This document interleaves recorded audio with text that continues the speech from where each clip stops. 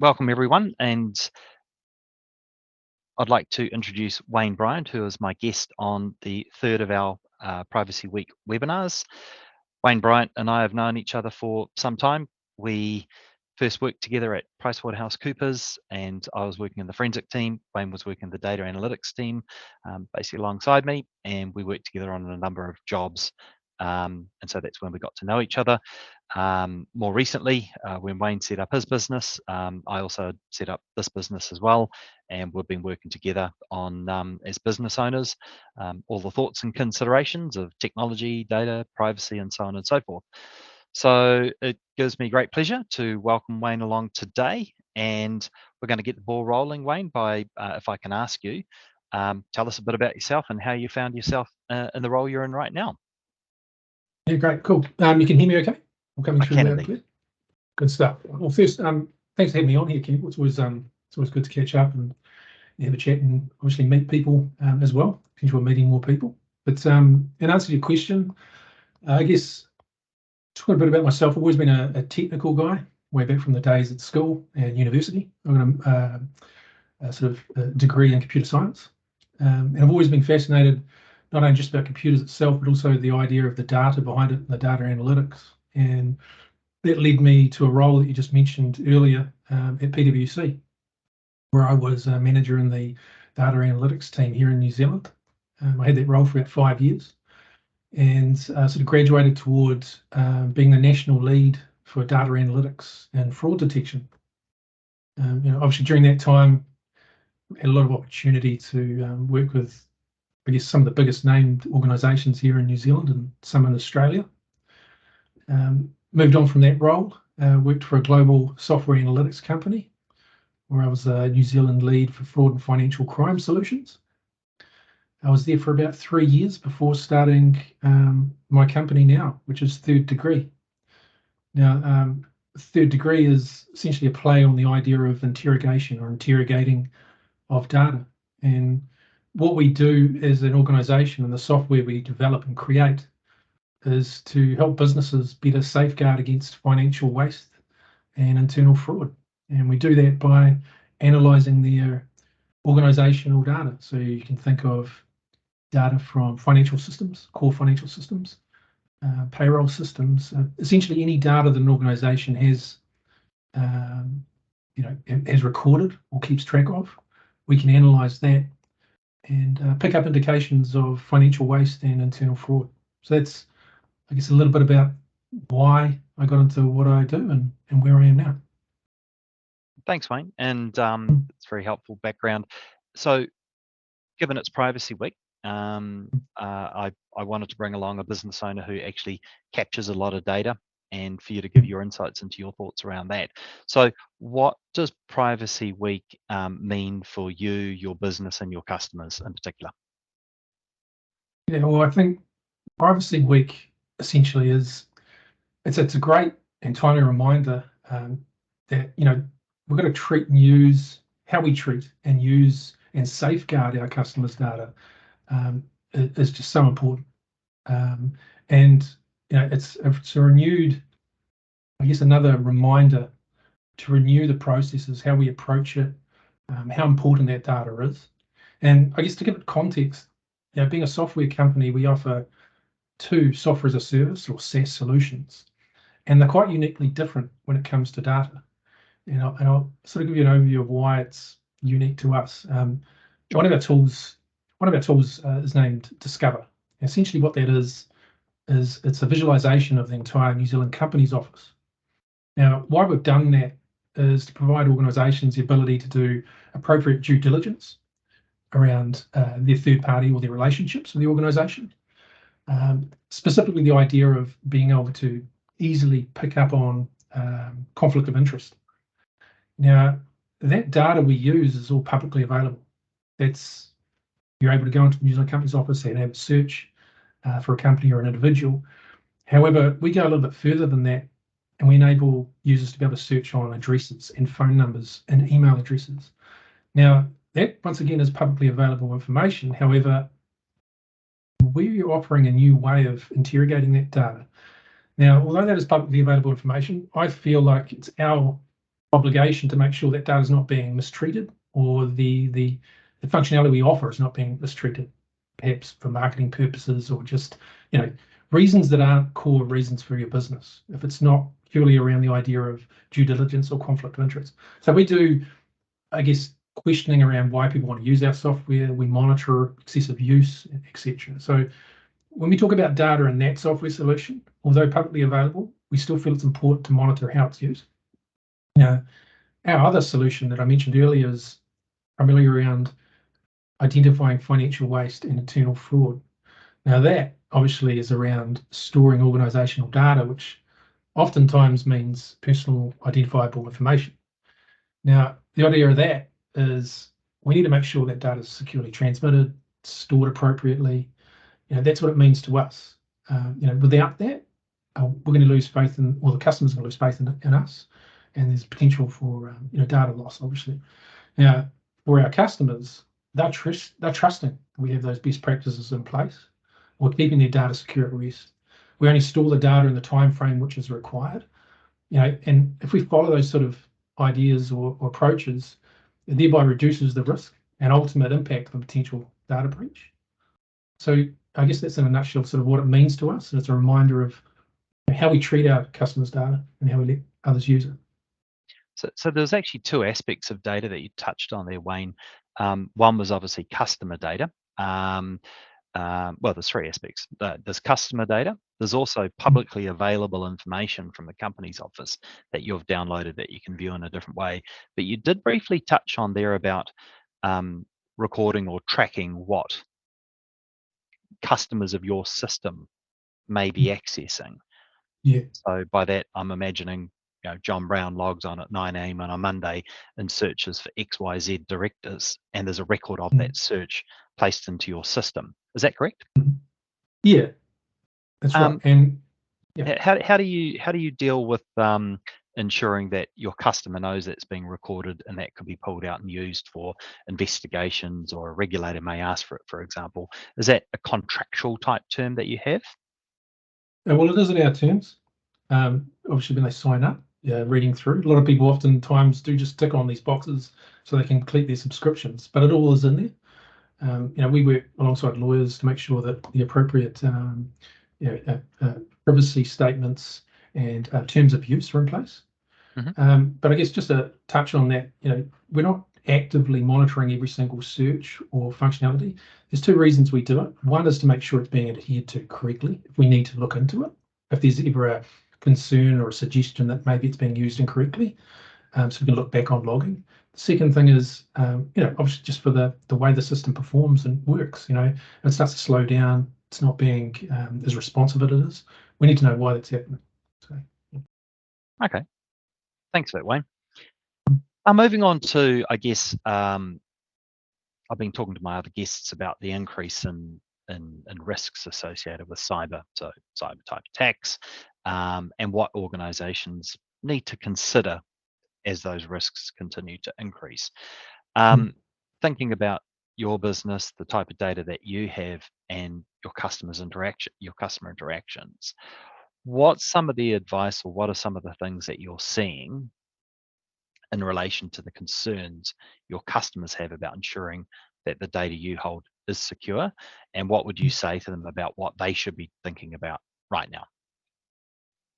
Yeah, well, I guess one perspective first of all is how do we ensure that we're keeping our customer data safe? I guess one way to look at it, and the way we do that, being a software company, we use AWS for our solutions. We engage regularly with AWS for reviews or best practices or guides on what it is we're doing. Also, we use third parties as well. And why we do that is ultimately to ensure that our customers' data is protected the best ways possible. But also it keeps us abreast of any new technologies or approaches, or even emerging risks, maybe things that are popping up. The way that we've structured our our entire architecture of our software, we try and distance our customers' data. And what I mean by that in a diagram, it's the furthest point of access. And anything that can access that in a technical diagram is extremely limited. Now you can only do so much, but we've done as much as we possibly can and monitor that as well. In terms of the use of the data, now that's another aspect. When we're dealing with a fraud detection platform that an organization may be using, the users within that organization, we also have to limit what they can actually see and at different levels. So for example, if there's a potential for some unusual activity at an organization, that user that's logged into our system wouldn't be able to see that specific instance. So anything that they're related to particularly. And that's how we kind of limit the access from a user perspective. So I guess, does that sort of answer your question? Yeah, absolutely. I mean, maybe expanding from there as well, retention. How long do you hold on to this information for? Yeah, so the way that we run our fraud protection or fraud detection platform is we do it engagement by engagement. So it's not real time, not at this stage. We haven't built in integrations with systems. So essentially they're bulk data uploads. Now, when that data is uploaded into a system, we perform the engagement. The organization gets the ability to jump in, go through all of those anomalies or things that have been found. And once the engagement ends, we remove that data. We don't keep that sitting around. For obvious purposes, legacy data just sits around, and it's just any sort of data breach potentially happen. The risk and sort of breadth of the harm that could occur is increased tenfold. Yeah, there's been some statements from the Office of the Privacy Commission recently about if you don't need to hold on to data, that you should destroy it, for example. For some of the people here and those who may be listening in future, you mentioned AWS.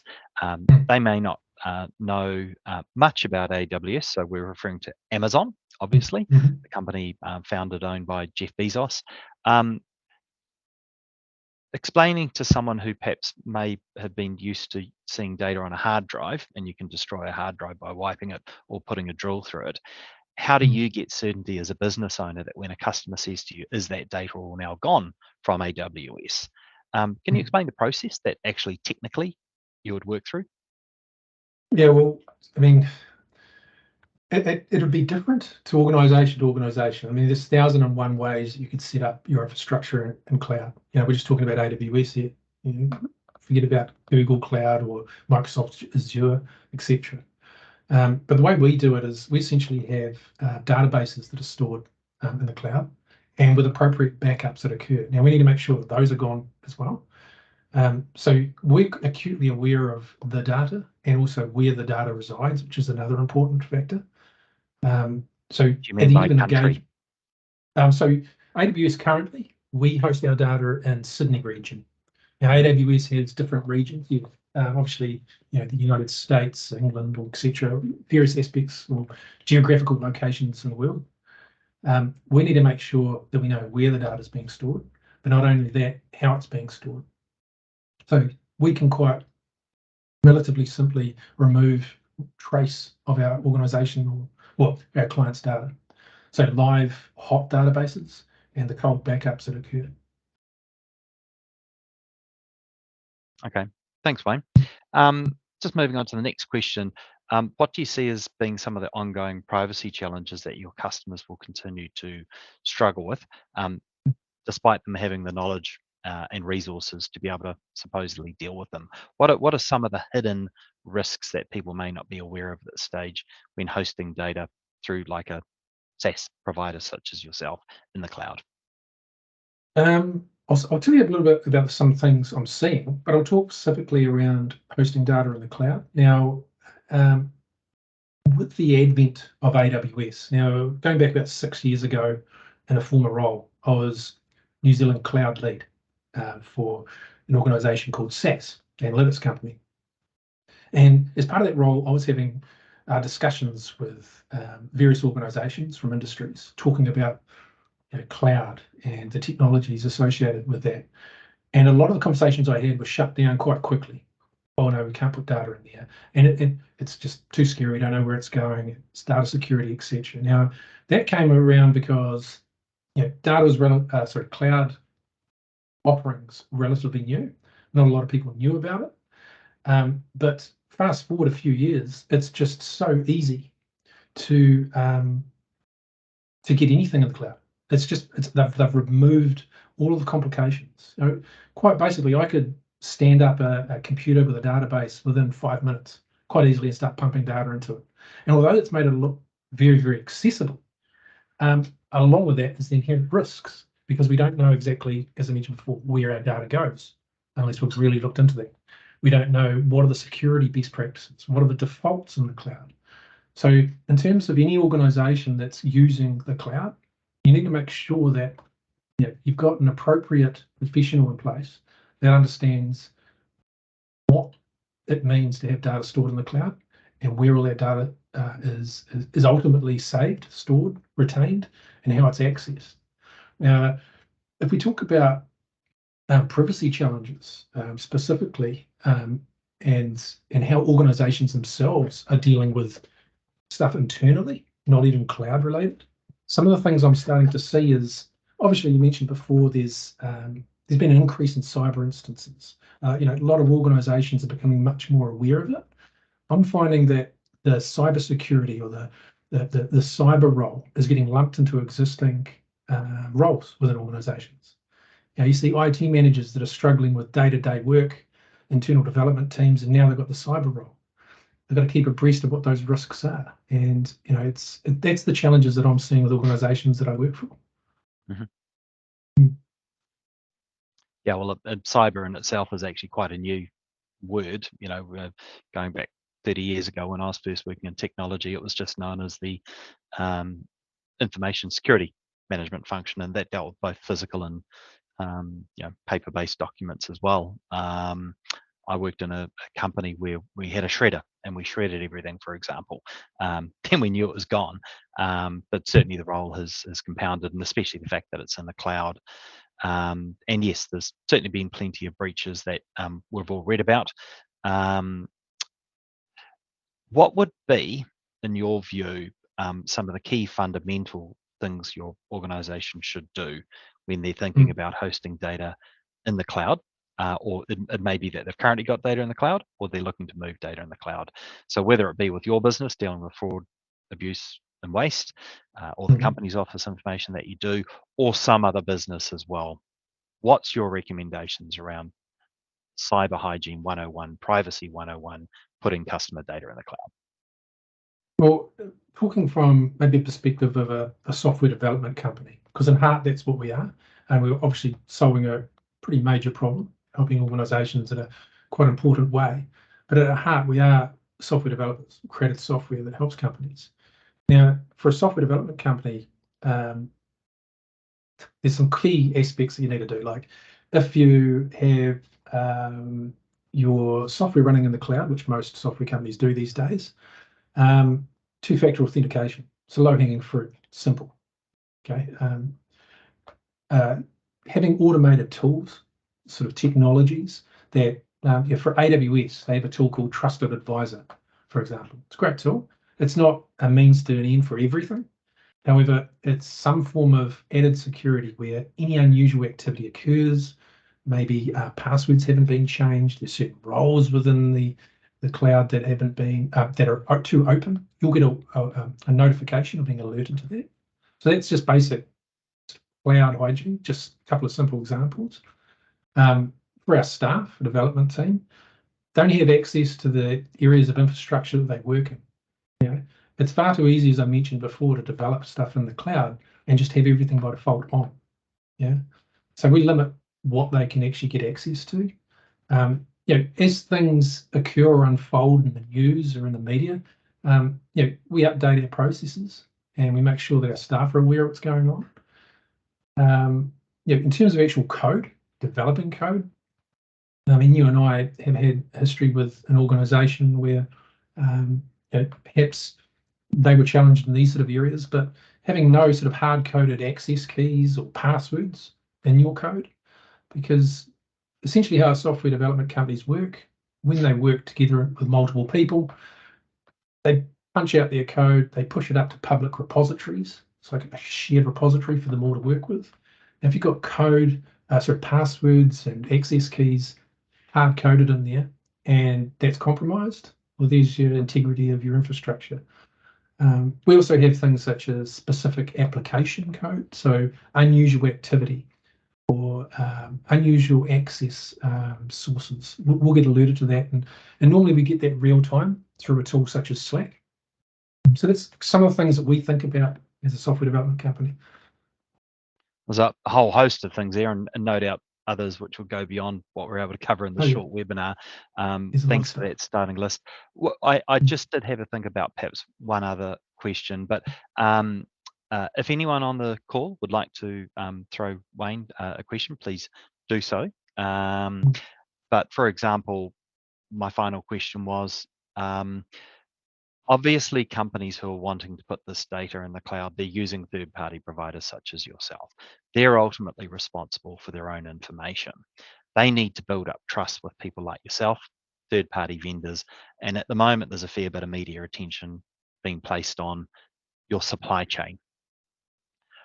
What would you say to your potential customers are the things they need to think about to make sure they get comfort with any given third-party supplier who's going to look after their data? I think there's a series of standard questions, at least you could ask any third-party provider that's going to be dealing with their data. You'd assume that if you're an organisation about to engage with a third-party cloud provider, software company, you'd assume that your IT department will have their own questions. How is it architected? How's the security enforced? We've had all of these questions, by the way. So we make it a habit of not developing bespoke security functionality. So what I mean by that is AWS offers its own robust security infrastructure. Well, it's referred to as Cognito. We didn't rebuild that, we didn't make it ourselves. We don't have user passwords and things floating around in databases. Just go with what's been built and proven. So, to answer your question, what sort of things should organisations be looking at and asking? Security, how long they've been in the business, how they handle the idea of authentication, logging in. Those questions we were talking about before, how long is the data stored? How is it disposed of? I guess, depending on what level you're going to, have you had penetration testing? Depending on what the organisation is. The questions that we get often asked is, we're going to be handing up employee data. Can we use that? Yeah, I know we've had discussions quite a while ago regarding that, and looking deep into the New Zealand Privacy Act 2020. What we rested upon was the idea that an organisation is able to use that, providing it's from standard auditing practices within that organisation. I guess there's a series of questions you can ask. It really depends on who the provider is, what sort of service they're offering, also where the data is. I don't know if I mentioned that. Do you as an organisation have some sort of limitation on can that data go offshore? Can it go overseas? Yes, it's got a series of questions really you can ask. All very helpful information, Wayne. Thank you very much for that. Probably one last point I would add to that would be what commercial arrangements are in place should there be an incident. Are you able to pick up the phone, talk to the provider? Are they overseas? What are they obliged to share with you as far as what's happened in their system? So, that would be the one sort of add-on I'd give to that. No further questions, Wayne, from myself or from the participants. Before we do wrap up, do you have any other sort of final pearls of wisdom that you'd like to share? I think we've covered off most of it in terms of privacy perspectives, but I mean, just being aware that if we're talking about fraud, internal fraud specifically, I'm starting to see a little more interest than I did before as I engage with new organisations in the space, and I think it's only going to increase. Without getting into the details of it, there's a direct correlation between challenging economies and cases of internal fraud. So from a perspective of that, I believe that we're on sort of a trajectory of increased behaviour in that space, or increased activity. Yeah. Great stuff. Wayne, as always, it's great to talk to you. First time we've done it over a webinar, but hopefully people, got a lot out of your conversation there. I certainly did. Coming up through the rest of the week, we've got Jonathan Sharrett from Cyber Citadel, which is a security company, talking tomorrow at 12 o'clock. And then to wrap things up, we have Neil from Senate SHJ as well. So look forward to anyone who may be attending that call. You can still register on the website. Thank you to all the attendees today. Thank you, Wayne, very, very much, and enjoy the rest of your privacy week.